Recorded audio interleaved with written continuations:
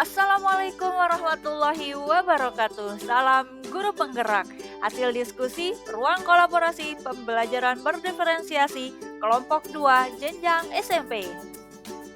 Dengan anggota kelompok Sinung Teguh Wijaya SPD, Duryani Janatul Husna SPD, Sularni SPD.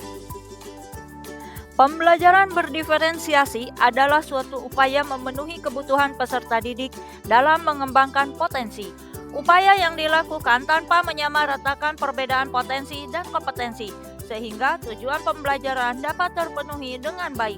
Dalam pelaksanaan pembelajaran berdiferensiasi, pendidik memerlukan tindakan yang tepat karena pembelajaran berdiferensiasi bukan berarti pembelajaran dengan memberikan perlakuan atau aktivitas yang berbeda pada setiap peserta didik. Pada situasi 3 jenjang SMP, Pak Dudi Dam, seorang guru SMP, ingin mengajarkan murid-muridnya materi tentang iklan. Tujuan pembelajarannya adalah murid-murid dapat menangkap makna secara kontekstual terkait fungsi sosial, struktur teks, dan unsur kebahasaan dari iklan tentang produk dan jasa. Pak Dudi Dam lalu membuat skenario pembelajaran sebagai berikut. Yang pertama, diskusi seluruh kelas di awal pembelajaran. Pak Dudi Dam melakukan diskusi untuk memperkenalkan murid pada topik tentang iklan dengan menggunakan beberapa pertanyaan pemandu seperti apa yang membedakan antara iklan dengan bentuk tulisan lain, iklan apa yang benar-benar menarik untuk kalian, apakah dibutuhkan biaya untuk membuat sebuah iklan, jenis pekerjaan apa yang tersedia dalam periklanan. Yang kedua, kerja individu atau pasangan atau kelompok kecil setelah itu.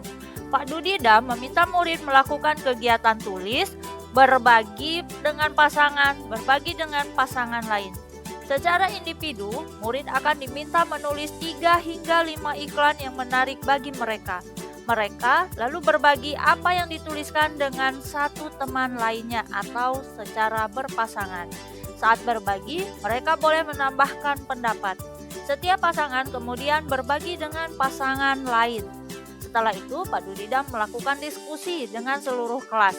Ia akan menggunakan daftar iklan yang ditulis oleh masing-masing kelompok sebagai contoh. Kemudian membahasnya dengan menekankan pada target audiens sasaran, pesan utama, mengapa beberapa iklan lebih efektif daripada yang lain. Kemudian Pak Dudi Dam memperjelas konsep dan istilah periklanan sesuai kebutuhan. Yang ketiga, kerja kelompok kecil. Murid akan diminta untuk membentuk kelompok yang terdiri dari 4-5 orang untuk mendiskusikan kelebihan dan kekurangan berbagai jenis iklan. Setiap kelompok akan diberikan selembar kertas dan bekerja di meja mereka. Setiap lembar kertas grafik memiliki chart untuk menuliskan kelebihan dan kekurangan untuk jenis iklan tertentu. Misalnya, radio, TV, internet, cetak, billboard. Setiap kelompok akan melakukan brainstorming dan mencatat 2 kelebihan dan 2 kekurangan dari jenis iklan tertentu. Dengan menggunakan isyarat yang diberikan guru, setiap kelompok kemudian pindah ke meja kelompok lain. Mereka membaca masukan yang telah ditulis sebelumnya dan menambahkan 2 kelebihan dan kekurangan lagi. Terus berlanjut demikian sampai setiap kelompok memiliki kesempatan untuk membahas semua jenis iklan. Yang keempat, Pak Dudi Dam lalu mengumpulkan kembali murid sebagai satu kelompok besar. Ia lalu memfasilitasi diskusi yang diperlukan untuk memperjelas dan atau memperluas pemahaman konsep seperti target audiens, kejelasan pesan, dan penggunaan fitur berbahasa dan desain seperti pemilihan judul, teks, gambar, dan format. Yang kelima, Pak Dudi Dam lalu memberikan tugas individu. Ia membedakan penugasannya sesuai dengan kemampuan murid. Tugas yang harus dikerjakan murid adalah membuat iklan yang secara efektif akan mempromosikan produk atau jasa atau acara sesuai dengan yang dijelaskan dalam skenario yang diberikan. Yang keenam, Pak Dudi Dam menetapkan skenario tugas yang berjenjang sesuai dengan pengetahuan dan pemahaman konsep murid-muridnya. Perbedaan skenarionya adalah yang pertama, Skenario 1 bersifat lebih konkret dan terstruktur dengan petunjuk langkah demi langkah dan mencakup semua informasi yang diperlukan untuk menyelesaikan tugas. Kemudian, skenario 2 kurang terstruktur dan lebih terbuka dibandingkan skenario 1. Dan skenario 3 bersifat konseptual dan terbuka dan membutuhkan riset. Kemudian yang ketujuh, Pak Dudidam mendorong murid untuk memilih lokasi di kelas yang mendukung cara mereka belajar dengan baik. Misalnya, sendirian di tempat yang tenang, dekat teman untuk memudahkan bertanya jika bingung, atau di area ruangan yang lebih ramai bersama murid-murid lain yang memungkinkan mereka untuk saling berbagi.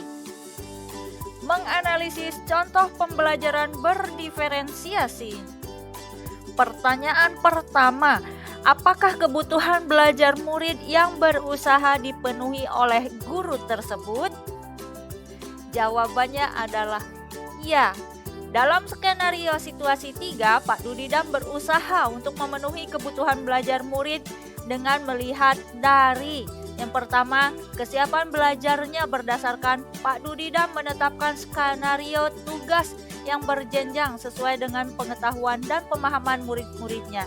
Kemudian, minat siswa berdasarkan kesempatan yang diberikan Pak Dudidam untuk membuat iklan barang atau jasa yang menarik bagi murid tanpa ada batasan topik. Kemudian yang selanjutnya, profil pelajar, karena Pak Dudidam mendorong murid untuk memilih lokasi di kelas yang mendukung cara mereka belajar dengan baik. Yang kedua, bagaimana cara guru tersebut menentukan kebutuhan belajar muridnya? Jawabannya adalah Pak Dudidam sudah menentukan kebutuhan belajar muridnya dari awal. Terlihat dari cara Pak Dudidam mengelola pembelajarannya di kelas dan penugasan kepada muridnya yang bervariasi, namun tetap dalam konteks yang sama. Kemudian, memberi kebebasan kepada muridnya untuk memilih lokasi pengerjaan tugasnya sesuai dengan keinginan muridnya. 3. Strategi pembelajaran berdiferensiasi apa yang digunakan? Jawabannya, Pak Dudidam menggunakan strategi pembelajaran berdiferensiasi. Yang pertama, proses, yaitu Pak Dudidam memberikan kesempatan kepada muridnya untuk mengeksplor ide dan kemampuan murid untuk membuat iklan. Kemudian produk, Pak Dudidam menegaskan kembali konsep pembuatan iklan agar mendapatkan hasil yang maksimal sesuai dengan yang beliau harapkan. 4. Bagaimana guru tersebut melakukan penilaian? Jawabannya, Pak Dudidam melakukan penilaian 3 perspektif. Yang pertama, assessment for learning atau penilaian yang dilakukan selama berlangsungnya proses pembelajaran. Yang kedua, assessment of learning atau penilaian yang dilaksanakan setelah proses pembelajaran selesai. Dan yang ketiga, assessment as learning atau penilaian sebagai proses belajar dan melibatkan murid-murid secara aktif dalam kegiatan penilaian tersebut. Kesimpulan, dari situasi 3 atau jenjang SMP, kami menyimpulkan bahwa pembelajaran yang dilakukan oleh Pak Dudidam masih kurang di bagian konten. Pak Dudidam tidak memberikan penjelasan atau media pembelajaran yang memadai. Namun, untuk tujuan pembelajaran yang diinginkan oleh Pak Dudidam sudah tercapai karena proses pembelajaran berjalan dengan baik dan bervariatif. Produk yang dihasilkan pun bervariatif sesuai dengan minat dan bakat siswa, namun tetap dalam konteks yang sama. Demikian hasil diskusi kelompok 2 jenjang SMP. Terima kasih banyak. Wassalamualaikum warahmatullahi wabarakatuh.